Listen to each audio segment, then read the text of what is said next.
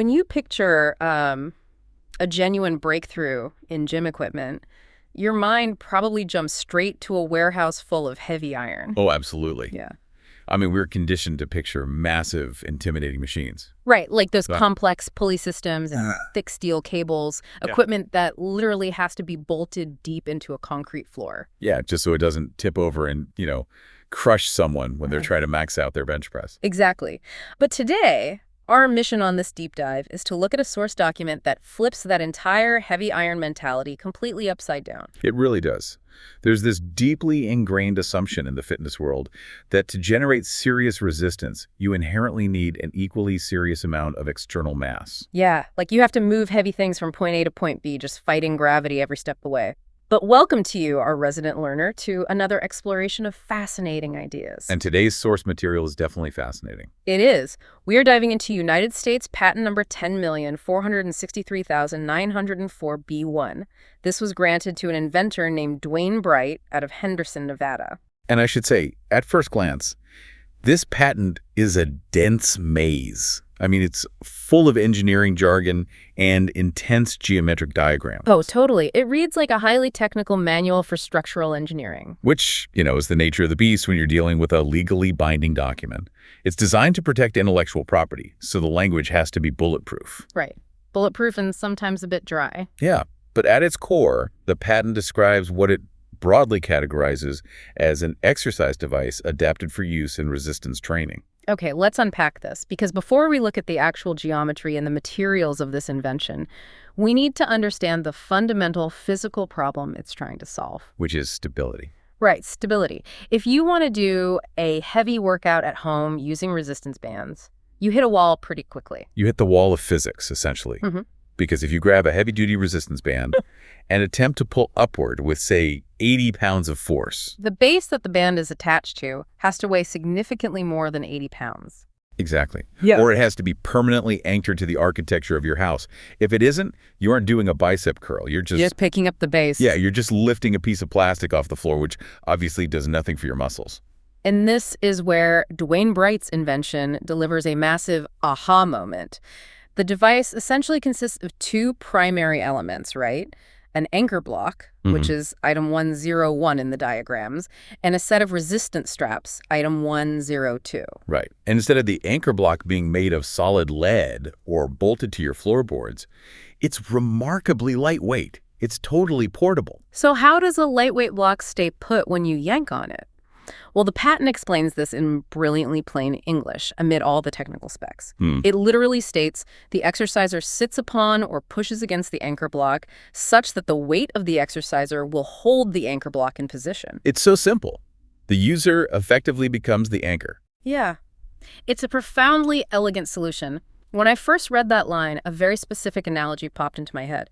It's exactly like trying to lift the chair you're currently sitting on. Oh, that's a perfect way to picture it. Or think about when you're washing your car in the driveway, right? Okay. And you accidentally stand on the garden hose. You pull a hose to stretch it around the bumper, and it absolutely refuses to move because you're standing on it. You've unknowingly become the immovable object. Precisely. But, okay, I do want to push back on the underlying motivation here for a second. Looking at the broader fitness industry, is this genuinely a novel approach to biomechanical engineering? Or is this just a highly clever, incredibly cheap workaround for a company that, just didn't want to pay the exorbitant shipping costs of mailing a 50-pound iron base to consumers? Well, what's fascinating here is that while it absolutely solves the logistical nightmare of shipping heavy gym equipment, it actually represents a fundamental paradigm shift in how we conceptualize home fitness. Totally. A paradigm shift. Yes, because by making the user's own mass the foundational anchor, the design completely eliminates the necessity for external dead weights. It creates this beautiful interdependent relationship between gravity and human biomechanics. You aren't just a separate entity interacting with a machine. Your physical presence literally completes the machine. Wow, so the device is structurally useless until you interact with it. Exactly. The static mass of your body activates the potential energy of the entire system. Because an average human being has a substantial amount of mass, certainly enough to counteract the upward force of a heavy resistance band. The device is maximizing the efficiency of the resources already present in the room. Right. You don't need to purchase a 100-pound iron plate to hold the machine down because you already weigh more than 100 pounds. Exactly. It's incredibly efficient. That concept forces us to look closely at the physical design of the base itself. Because if you, the user, are the anchor, the block you're sitting on has to be specifically engineered to handle those opposing forces safely. Right. It can't just be any box. Yeah, if you're pulling up with immense force driving your body weight down, you can't just sit on an overturned milk crate. A standard box would fail completely.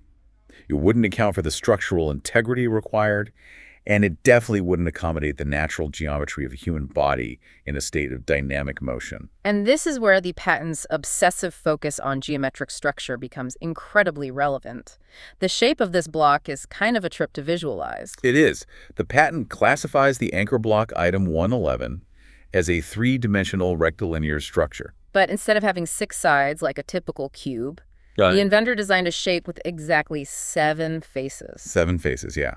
Picture this as less of a box and more of an ergonomically angled saddle. Okay, let's walk through them. You have a flat bottom face, the inferior face resting on the floor, that's face 131. Right, and you have a vertical front face, 132. Then you have a perfectly flat top face, the superior face parallel to the floor, which is where you primarily sit, that's the 4th face, 134. And then you have flat vertical sides, the 6th and 7th faces, where your legs would drop down. Okay, so that accounts for the primary structure, but it leaves the connecting junctions, the spaces between the top seat, the front, and the back. And those junctions are the secret sauce of the design. There really are. The patent dedicates an enormous amount of text to describing the cant. The cants, yeah. Which are the slanted faces connecting the top to the sides, the 3rd and 5th faces. It defines these cants as angular deviations from a reference plane. And the document goes out of its way to explicitly mandate that absolutely none of these specific slope angles, angles 171 through 174, are right angles. And none of them. There are no 90-degree corners anywhere near where the human body interacts with the block. Why go to such lengths to avoid 90-degree corners on the slopes? My immediate thought is, if I'm doing an overhead press and pulling 70 pounds of resistance upward, my body weight is driving downward into the seat with an extra 70 pounds of force. Right, that's a lot of pressure. Yeah. If I were sitting on a sharp 90-degree wooden edge, it would dig directly into my hamstrings and probably cut off my circulation. It would create an unbearable localized pressure point. The engineering value of avoiding those right angles comes down entirely to human ergonomics and load distribution. Okay, that makes sense. Because when you exert upward physical force, your center of mass shifts and your muscles contract and expand. By specifically engineering these non-right angle cants, the inventor ensures the block conforms to the natural sloping contours of the human glutes and thighs during physical exertion. So it distributes the downward force across a wider surface area of the body? Exactly. If an exercise device causes acute pain just by sitting on it, the user will abandon it. Comfort, in this context, isn't a luxury. It is a mechanical requirement for the machine to function properly. You have to be comfortable enough to exert maximum force. Furthermore, observing how the patent establishes its spatial geometry reveals a lot about the rigors of intellectual property law. Oh, yeah. The definitions. The document spends a surprising amount of time defining what the word horizontal means. It provides 3 distinct definitions. Wait, 3? Yeah. Parallel to the horizon, perpendicular to the local force of gravity, or parallel to a supporting surface. And then it defines vertical strictly as perpendicular to the horizontal. It's fascinating how a patent has to practically reinvent basic language, spending entire paragraphs defining horizontal relative to local gravity just to make sure the intellectual property is airtight. It feels like they are coding a localized physics engine just for this one device. Well, in patent law, exactness leaves no room for loopholes. By defining the horizontal plane relative to the local force of gravity, the patent ensures that the mechanics of the user acting as an anchor weight remain legally protected regardless of the physical environment. So it doesn't matter where you use it. Right. Whether you are using this block on a perfectly flat gym floor or a slightly sloped driveway, the fundamental physics of your downward mass, counteracting the upward pull of the bands, are functionally and legally secured. The text literally tethers the IP to the universal law of gravity. That's incredible. So we have this robust, 7-faced, ergonomically sloped anchor block, and we have a human sitting on top of it acting as a massive, immovable counterweight. Right. The next logical hurdle is the interface. how do we actually generate the workout safely? Like, how do we connect the dynamic movement to this static block? The connection points are where the potential for mechanical failure is highest in any resistance equipment. Here's where it gets really interesting. The patent details these specific anchor points, item 112, located on the vertical side faces of the block, so the 6th and 7th faces. Right, the sides. Now, if I were trying to build a prototype of this in my garage on a Saturday afternoon, I would almost certainly take the easy route. I'd screw a heavy-duty metal hook straight into the side of the wood and tie a resistance band directly to it. Which would be a terrible idea for fitness equipment. Right, because having metal hooks protruding outward means they can snap off under sheer force. Or you could violently scrape your leg against them while adjusting your seat. Yeah, that's a safety hazard. So to solve this, the inventor designed anchor cavities, item 115, that are recessed deeply into the block itself. They created hollowed-out structural pockets within the sides of the device. And spanning across the opening of each of these recessed cavities is a latch bar, item 116. The patent describes this bar as acting like a joist, a load-bearing structural beam placed across the open face of the pocket. It's a really smart design. The clearest everyday analogy is the recessed handle on a rugged camping cooler, or the interior door handle of a car. It offers a perfectly sleek, flush exterior surface, so there's absolutely nothing to bump into. But structurally, it's incredibly sound. Exactly. Because that steel latch bar spans across the cavity and is anchored into the block on both ends, it can withstand massive amounts of pulling force. It is a brilliant piece of industrial design that prioritizes both user safety and mechanical durability. You have an unobstructed exterior, but internally, you have a highly secure weight-bearing axis to clip your resistance gear into. And the gear we're clipping into it is the resistance strap assembly, item 120. The patent breaks this down into 3 components. Okay, let's hear them. First, you have a heavy-duty carabiner, referred to as a D-link, which is 123, that clips directly onto the recessed latch bar.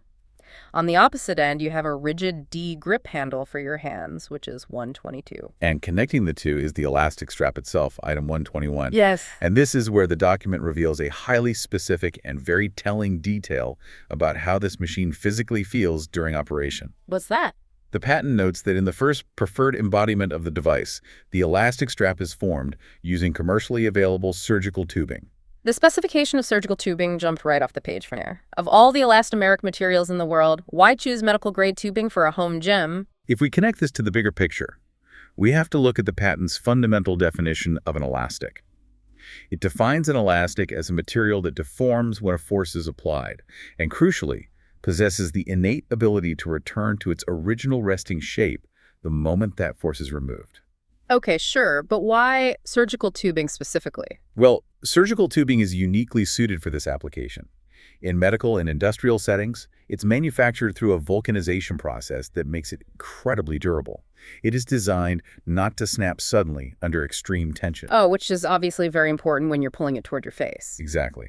And it stores mechanical energy with exceptional efficiency. When you pull on surgical tubing, the tension increases in a smooth, continuous curve. It provides progressive resistance. And progressive resistance is completely different from lifting traditional weights. I mean, with an iron dumbbell, a 50-pound weight weighs exactly 50 pounds at the bottom of a bicep curl, and it weighs exactly 50 pounds at the top of the movement. The mass never changes. Right, the gravitational pull is constant. But with surgical tubing, the elasticity fights back harder the further you stretch it. The dynamic load changes based on the degree of deformation. It forces your muscles to recruit more fibers at the apex of the movement, which is a highly effective way to build strength. So what does this all mean? We have talked about the geometry, the elastomers, the cavities. Let's bring all these technical specifications together and visualize the actual user experience. Because reading phrases like rectilinear structures and elastomeric deformation can feel a bit abstract. Extremely abstract. But Figure 6 in the patent paints a remarkably clear, vivid picture of the system in motion. Translating the schematic into a real-world scenario is where the genius of the design really shines. So in Figure 6, we see an illustration of a user labeled 161. They are sitting squarely on that flat, superior top face of the block. Their feet are firmly planted on the floor, effectively rooting their lower body. Okay, I'm picturing it. They are gripping a D handle in each hand, and they are stretching the surgical tubing straight upward toward the ceiling in a classic overhead shoulder press. You can see the tension in the lines.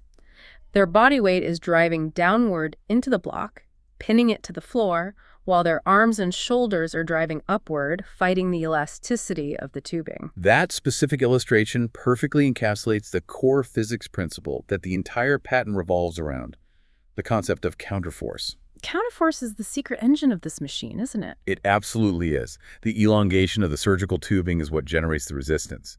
The patent specifically categorizes the strap as a spring-based structure. Now, in colloquial terms, we usually think of a spring as a coiled piece of metal, like in a mattress or a car suspension. Right, but the patent broadens the definition of a spring to simply mean any device utilized to store mechanical energy by deforming inelastomeric material. Ah, okay. As the user pushes those handles toward the ceiling, they are actively deforming the surgical tubing. They are manually pumping their own kinetic energy into the strap. And the strap, adhering to its material properties, desperately wants to contract back to its resting state. Yes, it fights back against the user's hands. That aggressive contraction, that fight to return to zero, that is the counterforce. That is the workout. It is an incredibly pure physical interaction. It's just your muscular output fighting the molecular bonds of the elastic, and the elastic fighting you back, all stabilized by gravity pulling down on your torso. This raises an important question about how we fundamentally approach the concept of strength training and physical conditioning. How so? If you look at the business model and the floor plan of a traditional commercial gym, the entire philosophy relies on lifting dead weight against the pull of gravity. You're constantly trying to move inert mass away from the center of the earth. Right. But this patented device operates on an entirely different physical model. It relies on storing human-generated energy within an elastomeric material and anchoring that violent tension against the user's own static gravity. It effectively creates a completely closed-loop kinetic system. A closed-loop system is the perfect way to describe it. You're generating the downward force with your own body weight to keep the anchor block entirely stationary, while simultaneously generating the upward force with your muscular system to stretch the tubing. Yes. Your body is actively playing both sides of Newton's third law of motion. You are both the immovable object holding the base down and the unstoppable force stretching the band up. It's a self-contained ecosystem of physical resistance that requires zero external input other than your own effort.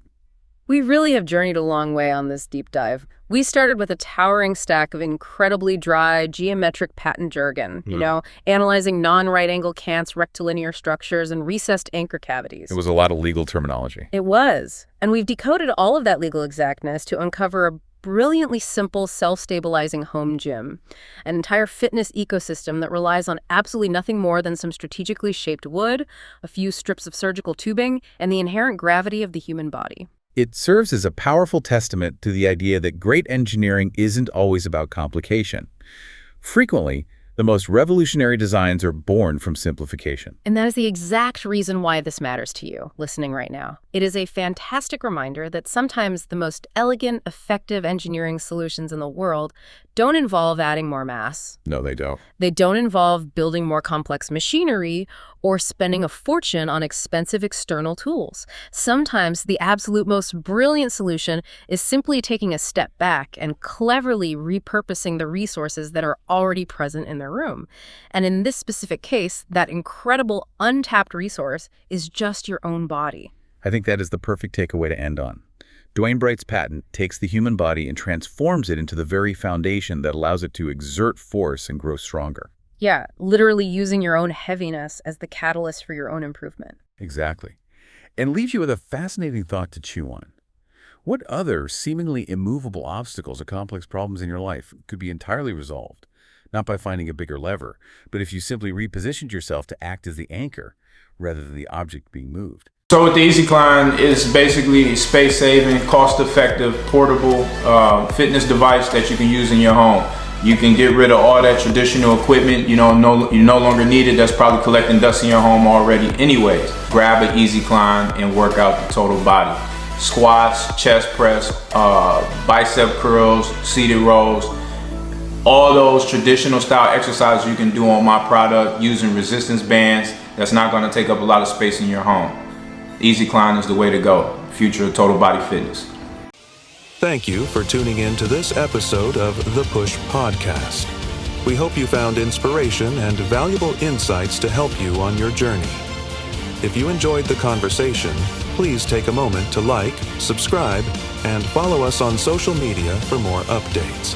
Remember, every step forward counts, so keep pushing forward. See you next time.